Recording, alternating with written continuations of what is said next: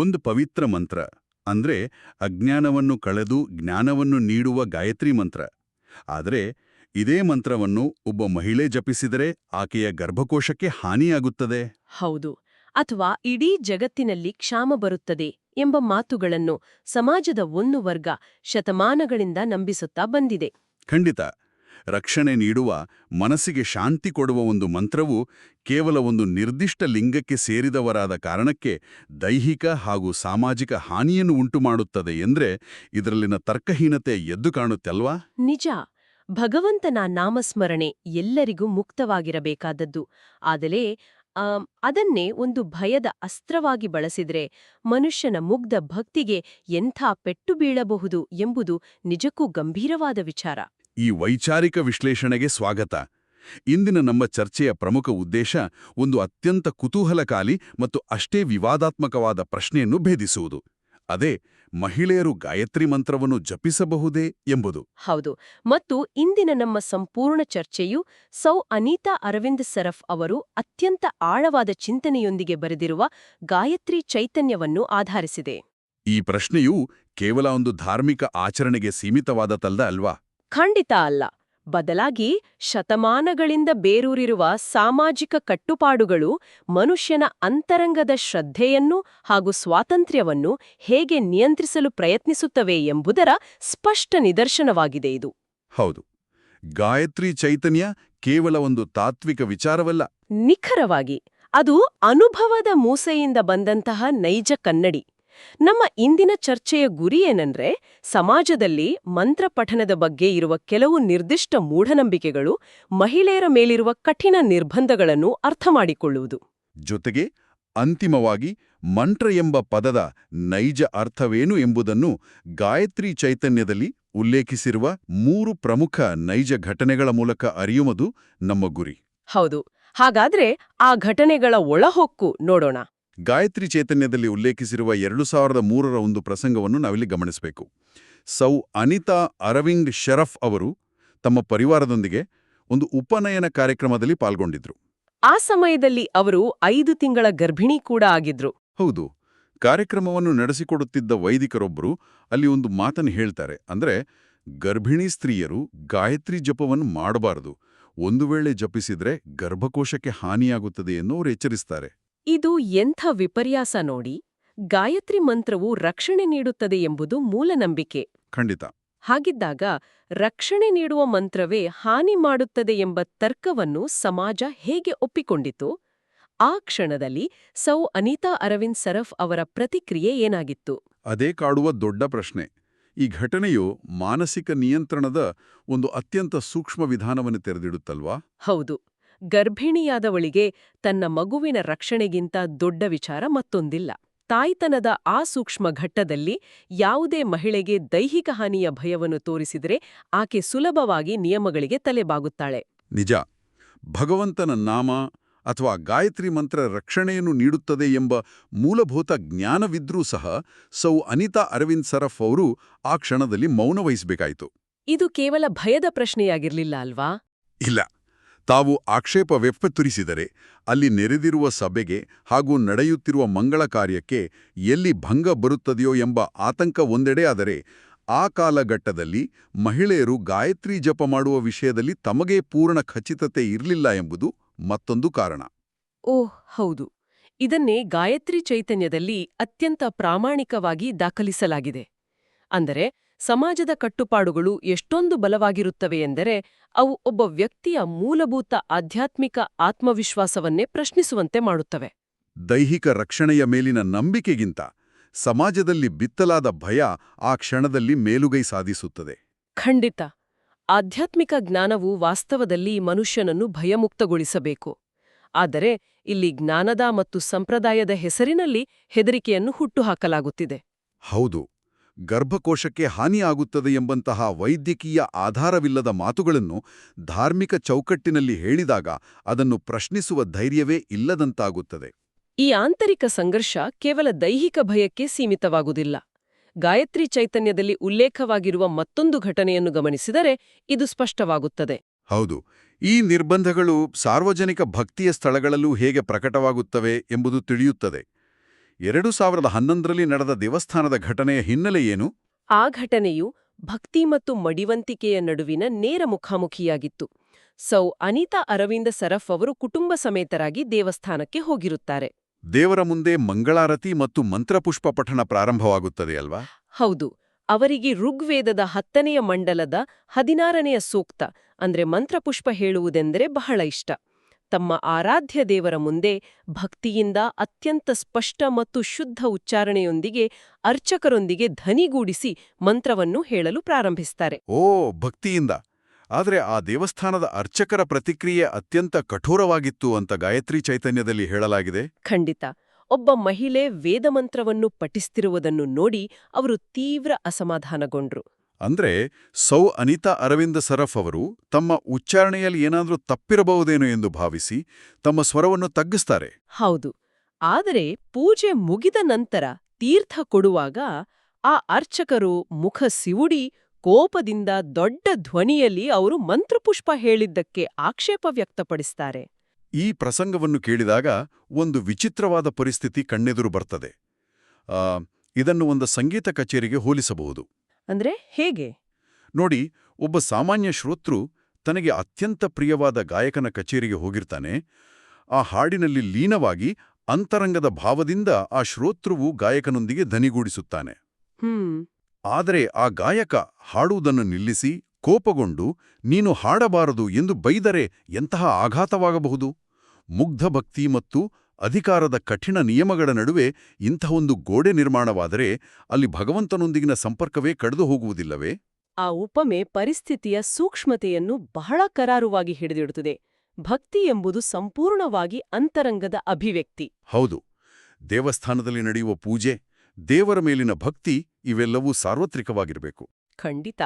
ಆದರೆ ಆ ಅರ್ಚಕರ ನಡವಳಿಕೆಯು ದೇವರೊಂದಿಗಿನ ಸಂವಹನದಲ್ಲಿ ತಾವು ಮಾತ್ರ ಮಧ್ಯವರ್ತಿಗಳು, ವೇದಮಂತ್ರಗಳ ಮೇಲೆ ತಮ್ಮದಷ್ಟೇ ಏಕಸ್ವಾಮ್ಯ ಎಂಬ ಅಧಿಕಾರಶಾಹಿ ಮನೋಭಾವವನ್ನು ತೋರುತ್ತದೆ. ಆ ಕ್ಷಣದಲ್ಲಿ ಅನಿತಾ ಅರವಿಂದ್ ಸರಫ್ ಅವರು ಮೌನವಾಗಿರ್ಲಿಲ್ಲ ಅಲ್ವಾ? ಇಲ್ಲ. ಅವರು ತಮ್ಮನ್ನು ತಾವು ಸಮರ್ಥಿಸಿಕೊಳ್ಳುತ್ತಾರೆ. ಗಾಯತ್ರಿ ಮಂತ್ರವು ಸಮಗ್ರ ವೇದ ಮಂತ್ರಗಳ ಸಾರವಾಗಿರುವಾಗ ಅದನ್ನೇ ಮಹಿಳೆಯರು ಜಪಿಸಬಾರದು ಎನ್ನುವುದು ಎಷ್ಟು ಸರಿ ಎಂದು ವಾದಿಸುತ್ತಾರೆ. ಆದರೆ ಅರ್ಚಕರ ನಿಲುವು ಮಾತ್ರ ಬದಲಾಗುವುದಿಲ್ಲ. ಸ್ತ್ರೀಯರು ಯಾವುದೇ ವೈದಿಕ ಮಂತ್ರಗಳನ್ನು ಪಠಿಸಬಾರದೆಂಬ ಅತ್ಯಂತ ಕಠಿಣವಾದ ಮಡಿವಂತಿಕವಾದವನ್ನೇ ಅವರು ಮುಂದಿಡುತ್ತಾರೆ. ಹೌದು. ಅಂದ್ರೆ ಭಕ್ತಿಗಿಂತ ಯಾರು ಭಕ್ತಿ ಸಲ್ಲಿಸುತ್ತಿದ್ದಾರೆ ಎಂಬ ಬಾಹ್ಯ ಗುರುತಿಗೆ ಹೆಚ್ಚು ಪ್ರಾಮುಖ್ಯತೆ ನೀಡಿದಂತಾಯಿತು. ಮಂತ್ರದ ಶಕ್ತಿಗಿಂತ ಆ ಮಂತ್ರವನ್ನು ಯಾರು ಹೇಳುತ್ತಿದ್ದಾರೆ ಎಂಬ ಅಧಿಕಾರದ ಪ್ರಶ್ನೆ ಇಲ್ಲಿ ಎದ್ದು ಕಾಣುತ್ತದೆ. ನಿಜ. ಆದರೆ ಇಲ್ಲಿಗೆ ಈ ವಿರೋಧ ನಿಲ್ಲುವುದಿಲ್ಲ. ಗಾಯತ್ರಿ ಚೈತನ್ಯದಲ್ಲಿ ದಾಖಲಾಗಿರುವ 2016ರ ಘಟನೆಯು ಈ ಪೂರ್ವಾಗ್ರಹದ ಅತ್ಯಂತ ತೀವ್ರ ಸ್ವರೂಪವನ್ನು ಪರಿಚಯಿಸುತ್ತದೆ. ಖಂಡಿತ. ಒಂದು ಸಣ್ಣ ಆಚರಣೆಯ ಬದಲಾವಣೆಯು ಇಡೀ ಪ್ರಪಂಚದ ವಿನಾಶಕ್ಕೆ ಕಾರಣವಾಗುತ್ತದೆ ಎಂದು ಹೆದರಿಸುವ ಮಟ್ಟಿಗೆ ಈ ವ್ಯವಸ್ಥೆ ಹೇಗೆ ಬೆಳೆಯಿತು ಅನ್ನೋದೇ ಆಶ್ಚರ್ಯ. ಆ ದೂರವಾಣಿ ಸಂಭಾಷಣೆಯ ಹಿಂದಿನ ವಾಸ್ತವವೇನು? ಆ ದೂರವಾಣಿ ಸಂಭಾಷಣೆ ನಿಜಕ್ಕೂ ಬೆಚ್ಚಿಬೀಳಿಸುವಂತಹದು. ವೈದಿಕ ಕಾರ್ಯವನ್ನು ಮಾಡುವ ವ್ಯಕ್ತಿಯೊಬ್ಬರ ಬಳಿ ಗಾಯತ್ರಿ ಮಂತ್ರದ ಬಗ್ಗೆ ತಮಗಿದ್ದ ಸಂಶಯಗಳನ್ನು ನಿವಾರಿಸಿಕೊಳ್ಳಲು ಸೌ ಅನಿತಾ ಅರವಿಂದ್ ಸರಫ್ ಅವರು ಮಾತನಾಡುತ್ತಾರೆ. ಆಗ ಆ ವ್ಯಕ್ತಿ ನೀಡಿದ ಉತ್ತರ ದಿಗ್ಭ್ರಮೆ ಹುಟ್ಟಿಸುವಂತಿತ್ತು ಅಲ್ವಾ? ಹೌದು.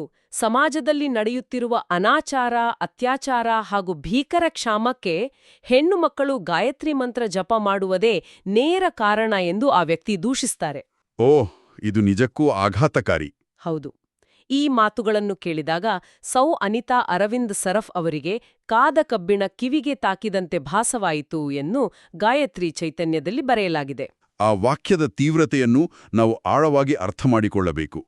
ಕಾದ ಕಬ್ಬಿಣ ಚರ್ಮಕ್ಕೆ ತಾಗಿದರೆ ಆಗುವ ದೈಹಿಕ ನೋವಿಗಿಂತ ಇಂಥ ಕಠೋರ, ಆಧಾರರಹಿತ ಮತ್ತು ದ್ವೇಷಪೂರಿತ ಮಾತುಗಳು ಅಂತರಂಗಕ್ಕೆ ಮಾಡುವ ಗಾಯ ಬಹಳ ಆಳವಾದದ್ದು. ಖಂಡಿತ. ಇದು ಎಷ್ಟೊಂದು ಹಾಸ್ಯಾಸ್ಪದ ಹಾಗೂ ವಿರೋಧಾಭಾಸದಿಂದ ಕೂಡಿದೆ ಅಂದ್ರೆ ಸಮಾಜದಲ್ಲಿರುವ ಅಪರಾಧಗಳಿಗೆ ಮತ್ತು ನೈತಿಕ ಅಧಃಪತನಗಳಿಗೆ ಒಂದು ಪವಿತ್ರ ಮಂತ್ರದ ಪಠಣ ಹೇಗೆ ಕಾರಣವಾಗಬಲ್ಲದು?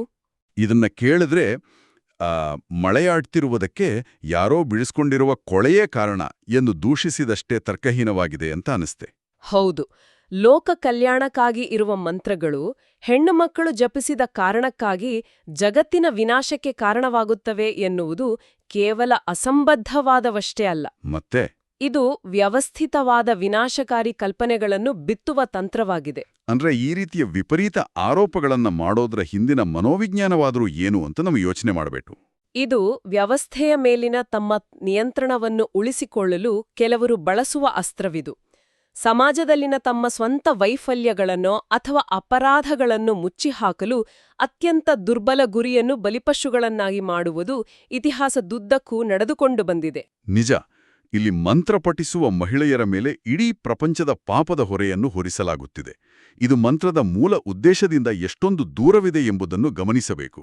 ಹೋಗಲಾಡಿಸಿ ಜ್ಞಾನವನ್ನು ಬೆಳಗುವುದು. ಆದರೆ ದ್ವೇಷವನ್ನು ಬಿತ್ತುವ ಮತ್ತು ಅಧಿಕಾರವನ್ನು ಉಳಿಸಿಕೊಳ್ಳಲು ತವಕಿಸುವ ಮನಸ್ಸುಗಳು ವೇದಗಳ ಆಳವಾದ ಸಾರವನ್ನು ಎಂದಿಗೂ ಅರ್ಥಮಾಡಿಕೊಳ್ಳಲು ಸಾಧ್ಯವಿಲ್ಲ. ಇದು ಕೇವಲ ಮಹಿಳೆಯರ ಮೇಲಿನ ದಬ್ಬಾಳಿಕೆಯಲ್ಲ, ಬದಲಾಗಿ ಸ್ವತಃ ಜ್ಞಾನದ ಮೇಲಿನ ದಬ್ಬಾಳಿಕೆಯಾಗಿದೆ.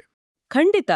ಈ ಮೂರೂ ಘಟನೆಗಳನ್ನು ಗಮನಿಸಿದಾಗ ಒಂದು ಕಡೆ ಗರ್ಭಕೋಶಕ್ಕೆ ಹಾನಿಯಾಗುತ್ತದೆ ಎಂಬ ದೈಹಿಕ ಭಯ, ಇನ್ನೊಂದು ಕಡೆ ದೇವಸ್ಥಾನದಲ್ಲಿ ಸಾರ್ವಜನಿಕ ಅವಮಾನ ಮತ್ತು ಮತ್ತೊಂದು ಕಡೆ ಜಗತ್ತಿನ ವಿನಾಶಕ್ಕೆ ನೀವೇ ಕಾರಣ ಎಂಬ ಬೃಹತ್ ಆರೋಪ. ಈ ಎಲ್ಲದರ ನಡುವೆ ಅಸ್ಲಿಯಾಗಿ ಕಳೆದುಹೋಗುತ್ತಿರುವುದು ಮಂತ್ರದ ನಿಜವಾದ ಅರ್ಥ ಅಲ್ವಾ? ಹೌದು. ಇದೇ ಹಿನ್ನೆಲೆಯಲ್ಲಿ ಗಾಯತ್ರಿ ಚೈತನ್ಯದಲ್ಲಿ ಮಂತ್ರ ಎಂಬ ಪದದ ನೈಜ ಅರ್ಥದ ಬಗ್ಗೆ ಬಹಳ ಅದ್ಭುತವಾದ ತಾತ್ವಿಕ ವಿವರಣೆಯನ್ನು ನೀಡಲಾಗಿದೆ. ವಿರೋಧಿಸುವವರು ಕೇವಲ ಉಚ್ಚಾರಣೆಯ ಬಗ್ಗೆ ಮಾತ್ರ ಮಾತನಾಡುತ್ತಿದ್ದಾರೆ. ಆದರೆ ಕೇವಲ ಶಬ್ದಗಳನ್ನು ಪಠಿಸುವುದು, ಉಚ್ಚರಿಸುವುದು ಮಾತ್ರವೇ ಮಂತ್ರ ಜಪವಾಗುತ್ತದೆಯೇ? ಗಾಯತ್ರಿ ಚೈತನ್ಯ ಈ ಬಗ್ಗೆ ಏನು ಹೇಳುತ್ತದೆ? ಗಾಯತ್ರಿ ಚೈತನ್ಯದಲ್ಲಿ ಈ ಬಗ್ಗೆ ಅತ್ಯಂತ ಸ್ಪಷ್ಟವಾದ ಬೆಳಕು ಚೆಲ್ಲಲಾಗಿದೆ. ಮಂತ್ರವೆಂದರೆ ಕೇವಲ ಬಾಯಿಂದ ಶಬ್ದಗಳನ್ನು ಪಠಣ ಮಾಡುವುದಲ್ಲ. ಮಂತ್ರವೆಂಬ ಶಬ್ದದ ಮೂಲ ಅರ್ಥವೇ ಮನನ ಮಾಡಿಕೊಳ್ಳುವುದು. ಮನನ ಮಾಡುವುದು ಅಂದ್ರೆ? ಮನನ ಮಾಡುವುದು ಎಂದ್ರೆ ಆಳವಾಗಿ ಚಿಂತಿಸುವುದು, ಅದರ ಅರ್ಥವನ್ನು ಅಂತರಂಗದಲ್ಲಿ ಇಳಿಸಿಕೊಳ್ಳುವುದು ಮತ್ತು ಆ ಜ್ಞಾನದೊಂದಿಗೆ ಒಂದಾಗುವುದು. ಕೇವಲ ಯಾಂತ್ರಿಕವಾಗಿ 1000 ಬಾರಿ ಉಚ್ಚರಿಸುವುದರಿಂದ ಅಥವಾ ನಿಯಮಬದ್ಧವಾಗಿ ತುಟಿಗಳನ್ನು ಚಲಿಸುವುದರಿಂದ ಯಾವುದೂ ಪ್ರಯೋಜನವಿಲ್ಲ. ಓ, ಅಂದ್ರೆ ಅರ್ಥ ಮತ್ತು ಉದ್ದೇಶವನ್ನು ತಿಳಿದು ಅದನ್ನು ಮನನ ಮಾಡಿದಾಗ ಮಾತ್ರ ಸರಿಯಾದ ಜ್ಞಾನ ಲಭ್ಯವಾಗುತ್ತದೆ ಅಂತ ಅರ್ಥ. ಹೌದು. ಶಬ್ದಗಳು ಕೇವಲ ವಾಹನಗಳಿದ್ದಂತೆ. ಅದರ ಒಳಗಿರುವ ಅರ್ಥವೇ ನಿಜವಾದ ಚೈತನ್ಯ. ಆ ಚೈತನ್ಯವನ್ನು ಸ್ಪರ್ಶಿಸದಿದ್ದರೆ ಅದು ಮಂತ್ರವಾಗುವುದಿಲ್ಲ, ಕೇವಲ ಶಬ್ದ ಮಾಲಿನ್ಯವಾಗುತ್ತದೆ. ಅಂದ್ರೆ ಮಂತ್ರವನ್ನು ಅರ್ಥೈಸಿಕೊಂಡ್ರೆ ಮಾತ್ರ ಅಜ್ಞಾನದ ಪೊರೆ ಕಳಚಿ ಬೀಳುತ್ತದೆ ಎಂಬುದು ಗಾಯತ್ರಿ ಚೈತನ್ಯದ ನಿಲುವು. ಆದರೆ ಇಲ್ಲಿ ಮತ್ತೊಂದು ಗಂಭೀರವಾದ ತಾರ್ಕಿಕ ಪ್ರಶ್ನೆ ಹುಟ್ಟುಕೊಳ್ಳುತ್ತೆ. ಯಾವ ಪ್ರಶ್ನೆ? ಅರ್ಥ ತಿಳಿಯದೆ ಕೇವಲ ಕುರುಡಾಗಿ ಜಪ ಮಾಡಿದರೆ ಅದು ಸಾಧನೆ ಆಗುವುದಿಲ್ಲ. ಬದಲಾಗಿ ಅದು ಅನರ್ಥಕಾರಿ ಕಾರ್ಯಗಳಿಗೆ ದಾರಿ ಮಾಡಿಕೊಡ್ತದೆ ಎಂದು ಶಾಸ್ತ್ರಗಳೇ ಹೇಳ್ತವೆ ಅಲ್ವಾ? ಹೌದು, ಹೇಳ್ತವೆ. ಹಾಗಾದ್ರೆ ಮಹಿಳೆಯರು ಮಂತ್ರ ಪಠಿಸಬಾರದು ಎಂದು ವಿರೋಧಿಸುವ, ಅವಹೇಳನೆ ಮಾಡುವ ಆ ಅನೇಕರು ತಾವೇ ಸ್ವತಃ ಮಂತ್ರಗಳ ಅರ್ಥವನ್ನು ಮನನ ಮಾಡಿದ್ದಾರೆಯೇ? ಅಥವಾ ಅವರು ಕೂಡ ಯಾವುದೇ ಅರಿವಿಲ್ಲದೆ ಕೇವಲ ಹಿಂದಿನಿಂದ ಬಂದ ಪದ್ಧತಿ ಎಂಬ ಕಾರಣಕ್ಕೆ ಶಬ್ದಗಳನ್ನು ಗಿಳಿಪಾಟದಂತೆ ಒಪ್ಪಿಸುತ್ತಿದ್ದಾರೆಯಾ? ಈ ವಿರೋಧಾಭಾಸವನ್ನು ಹೇಗೆ ಅರ್ಥೈಸಿಕೊಳ್ಳಬೇಕು? ಇದು ನಿಜಕ್ಕೂ ವೇದಗಳ ತಿರುಳನ್ನು ಅಲುಗಾಡಿಸುವಂತಹ ಪ್ರಶ್ನೆ. ಗಾಯತ್ರಿ ಚೈತನ್ಯದ ಮೂಲ ಸಾರವು ಇದನ್ನೇ ಒಗ್ಗೂಡಿಸಿ ಹೇಳುತ್ತದೆ. ಖಂಡಿತ. ಮಹಿಳೆಯರನ್ನು ವಿರೋಧಿಸುವವರು ನಿಜಕ್ಕೂ ಮಂತ್ರಗಳ ಅರ್ಥವನ್ನು ಅರಗಿಸಿಕೊಂಡಿದ್ದರೆ ಆ ಮಂತ್ರವು ಕಲಿಸುವ ಸಮಾನತೆ, ಕರುಣೆ ಮತ್ತು ವಿಶಾಲ ದೃಷ್ಟಿಕೋನವನ್ನು ಅವರು ಹೊಂದಿರಬೇಕಾಗಿತ್ತು. ಅವರಲ್ಲಿ ಕೋಪ, ದ್ವೇಷ ಅಥವಾ ಅಸಮಾನತೆಯ ಭಾವನೆಗಳು ಇರುತ್ತಿರಲಿಲ್ಲ. ನಿಜ. 2011ರ ದೇವಸ್ಥಾನದ ಅರ್ಚಕರಲ್ಲಿ ಕೋಪವಿತ್ತು, 2016ರ ವೈದಿಕರಲ್ಲಿ ದ್ವೇಷವಿತ್ತು. ಮಂತ್ರವನ್ನು ಮನನ ಮಾಡಿದವರಲ್ಲಿ ಇಂತಹ ವಿಕಾರಗಳು ಹೇಗೆ ಉಳಿಯಲು ಸಾಧ್ಯ? ಹೌದು. ಶಾಸ್ತ್ರಗಳು ಕೇವಲ ಉಚ್ಚಾರಣೆಗೆ ಅಥವಾ ಯಾವ ಕುಲ, ಲಿಂಗದವರು ಪಠಿಸುತ್ತಿದ್ದಾರೆ ಎನ್ನುವುದಕ್ಕೆ ಎಂದಿಗೂ ಬೆಲೆ ಕೊಡುವುದಿಲ್ಲ. ಬದಲಾಗಿ ಯಾರು ಅದನ್ನು ಅರ್ಥೈಸಿಕೊಳ್ಳುತ್ತಿದ್ದಾರೆ ಎಂಬುದಕ್ಕೆ ಮಾತ್ರ ಪ್ರಾಮುಖ್ಯತೆ ನೀಡುತ್ತವೆ. ಅರ್ಥಗರ್ಭಿತವಾದ ಸಾಧನೆ ಅದು ಯಾರೇ ಮಾಡಲಿ ಅದು ಮಾತ್ರ ಸಾರ್ಥಕವಾಗುತ್ತದೆ ಅಂತ ನಾವು ಸ್ಪಷ್ಟವಾಗಿ ಅರ್ಥ ಮಾಡಿಕೊಳ್ಳಬಹುದು. ನಿಖರವಾಗಿ. ವೇದಗಳ ಅಭ್ಯಾಸದೊಂದಿಗೆ ಮಂತ್ರದ ಅರ್ಥವನ್ನು ಅನುಸಂಧಾನ ಮಾಡಿಕೊಂಡೇ ಜಪಿಸಬೇಕು ಎಂಬುದು ಶಾಸ್ತ್ರದ ಆದೇಶವೇ ಹೊರತು ಇಂಚವರೇ ಜಪಿಸಬೇಕು ಎಂಬುದಲ್ಲ. ಈ ಆಳವಾದ ಚಿಂತನೆಯನ್ನು ನಾವು ಅವಲೋಕಿಸಿದಾಗ ಇದು ಕೇವಲ ಒಂದು ನಿರ್ದಿಷ್ಟ ಗಾಯತ್ರಿ ಮಂತ್ರ ಅಥವಾ ಒಂದು ನಿರ್ದಿಷ್ಟ ಧಾರ್ಮಿಕ ಆಚರಣೆಗೆ ಮಾತ್ರ ಸೀಮಿತವಾದ ವಿಚಾರ ಅಂತ ಅನ್ನಿಸುವುದಿಲ್ಲ. ಹೌದು. ಇದು ನಮ್ಮ ದೈನಂದಿನ ಜೀವನದ, ಸಮಾಜದ ಪ್ರತಿಯೊಂದು ಹೆಜ್ಜೆಗೂ ಅನ್ವಯಿಸುವಂತಹ ವಿಸ್ತಾರವಾದ ತತ್ವವಾಗಿದೆ. ಕುರುಡು ನಂಬಿಕೆಗಳು ನಮ್ಮನ್ನು ಹೇಗೆ ಬಂಧಿಸುತ್ತವೆ ಮತ್ತು ಪ್ರಶ್ನಿಸುವ ಮನೋಭಾವ ನಮ್ಮನ್ನು ಹೇಗೆ ಸ್ವತಂತ್ರಗೊಳಿಸುತ್ತದೆ ಎಂಬುದರ ದ್ಯೋತಕವಾಗಿದೆ. ಅಕ್ಷರಶಃ ಸತ್ಯ. ಶಿಕ್ಷಣವಿರಬಹುದು, ವೃತ್ತಿ ಇರಬಹುದು, ಅಥವಾ ನಮ್ಮ ದಿನನಿತ್ಯದ ಜೀವನ ಶೈಲಿಯೇ ಆಗಿರಬಹುದು. ನಾವು ಯಾವುದೇ ಕೆಲಸವನ್ನು ಮಾಡುವಾಗಲೂ ಅದರ ಹಿಂದಿನ ಕಾರಣ ಮತ್ತು ಆ ಕೆಲಸದ ಅರ್ಥವನ್ನು ತಿಳಿದುಕೊಳ್ಳುವುದು ಎಷ್ಟು ಮುಖ್ಯ ಎಂಬುದನ್ನು ಇದು ನಮಗೆ ನೆನಪಿಸುತ್ತದೆ. ಕೇವಲ ನಿಯಮಗಳನ್ನು ಕುರುಡಾಗಿ ಪಾಲಿಸುವುದರಲ್ಲಿ ಯಾವುದೇ ಸಾಧನೆ ಇಲ್ಲ ಅಲ್ವಾ? ಖಂಡಿತ. ಗಾಯತ್ರಿ ಚೈತನ್ಯ ನಮಗೆ ಕಲಿಸುವ ಅತಿ ದೊಡ್ಡ ಪಾಠವೇ ಇದು. ಅಜ್ಞಾನವನ್ನು ಪ್ರಶ್ನಿಸುವ ಧೈರ್ಯವನ್ನು ಮತ್ತು ಸತ್ಯವನ್ನು ಶೋಧಿಸುವ ಪ್ರವೃತ್ತಿಯನ್ನು ಬೆಳೆಸಿಕೊಳ್ಳಬೇಕು. ಹೌದು, ಸಮಾಜವು ವಿಧಿಸುವ ಆಧಾರರಹಿತ ನಿರ್ಬಂಧಗಳನ್ನು ಮೀರಿ ನಿಂತಾಗ ಮಾತ್ರ ಜ್ಞಾನದ ನಿಜವಾದ ಬೆಳಕು ನಮ್ಮನ್ನು ತಲುಪಲು ಸಾಧ್ಯ. ಭಯದಿಂದಲೋ ಅಥವಾ ಯಾರೋ ಅಧಿಕಾರಯುತವಾಗಿ ಹೇಳಿದರೆಂದು ಒಂದು ಕೆಲಸವನ್ನು ಮಾಡುವುದಕ್ಕೂ ಅದರ ಸಾರವನ್ನು ಅರಿತು ಅರ್ಥ ಮಾಡಿಕೊಂಡು ಆಚರಿಸುವುದಕ್ಕೂ ಅಜಗಜಾಂತರ ವ್ಯತ್ಯಾಸವಿದೆ. ನಿಜವಾದ ಶಕ್ತಿ ಇರುವುದು ಅರಿವಿನಲ್ಲಿಯೇ, ಹೊರತು ಅಂಧಾನುಕರಣೆಯಲ್ಲ. ಖಂಡಿತ. ಈ ಅದ್ಭುತವಾದ ಮತ್ತು ಆಳವಾದ ಚರ್ಚೆಯ ಅಂತ್ಯದಲ್ಲಿ ಪ್ರತಿಯೊಬ್ಬರೂ ಮೆಲುಕು ಹಾಕಬೇಕಾದ ಒಂದು ಪ್ರಮುಖವಾದ ವಿಚಾರವಿದೆ. ಹೌದು. ಮಂತ್ರದ ನಿಜವಾದ ಶಕ್ತಿ ಕೇವಲ ಆ ಶಬ್ದಗಳ ಯಾಂತ್ರಿಕ ಕಂಪನದಲ್ಲಿಲ್ಲ, ಬದಲಾಗಿ ಆ ಶಬ್ದಗಳು ನಮ್ಮೊಳಗೆ ಮೂಡಿಸುವ ಅರಿವಿನಲ್ಲಿ, ಮನನದಲ್ಲಿದೆ ಎಂದಾದರೆ ಸಂಪ್ರದಾಯದ ಹೆಸರಿನಲ್ಲಿ ಲಿಂಗಭೇದದ ಆಧಾರದ ಮೇಲೆ ಇತರರನ್ನು ತಡೆಯುವವರೇ ವೇದಗಳ ನೈಜ ಉದ್ದೇಶ ಮತ್ತು ಜ್ಞಾನದಿಂದ ಬಹುದೂರ ಉಳಿದುಬಿಟ್ಟಿದ್ದಾರೆಯಾ? ಖಂಡಿತವಾಗಿಯೂ ಕಾಡುವಂತಹ ಪ್ರಶ್ನೆ ಇದು. ಈ ಪ್ರಚೋದನಾತ್ಮಕ ಚಿಂತನೆಯು ಕೇವಲ ಧರ್ಮಕ್ಕಷ್ಟೇ ಅಲ್ಲ, ನಾವು ಪಾಲಿಸುವ ಪ್ರತಿಯೊಂದು ಸಂಪ್ರದಾಯಕ್ಕೂ ಅನ್ವಯವಾಗುತ್ತದೆ. ಸತ್ಯದ ಶೋಧನೆ ಮತ್ತು ಆಂತರಿಕ ಅರಿವಿನ ಜಾಗೃತಿ ನಿರಂತರವಾಗಿರಲಿ. ಈ ವಿಶ್ಲೇಷಣೆಯಲ್ಲಿ ನಮ್ಮೊಂದಿಗೆ ಕೈ ಜೋಡಿಸಿದ್ದಕ್ಕೆ ಧನ್ಯವಾದಗಳು.